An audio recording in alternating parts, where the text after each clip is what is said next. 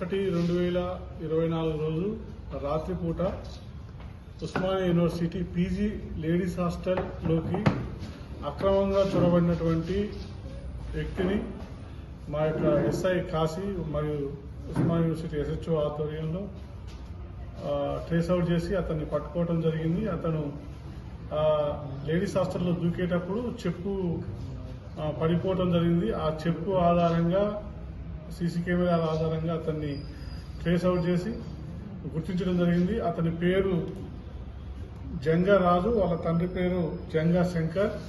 ఇక్కడ VC LADS బస్తీలో Osmania university back side క్వార్టర్స్లలో ఉంటారు, నియర్ బై ద హాస్టల్.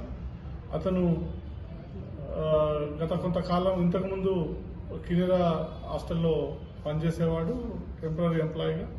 అతనికి ఈ పని నుంచి తీసేసిన తర్వాత కొన్ని అవారా వ్యవహారాలు అలవాటైనాయి. వాటిలో భాగంగా బ్యాక్ సైడ్ బస్తీకి దగ్గర ఉంటుంది కాబట్టి ఆ బ్యాక్ సైడ్ నుంచి వచ్చి అక్కడ హాస్టల్లో అమ్మాయిలు ఎట్లా కనిపిస్తారనే ఉద్దేశంతో అతను వచ్చి చూసే క్రమంలో సెక్యూరిటీ గార్డ్ రావడంతో అతను దూకడం జరిగింది.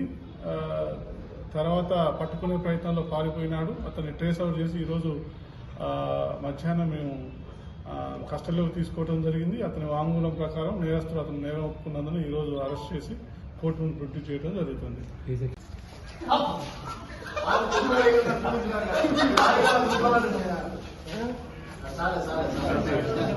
సరే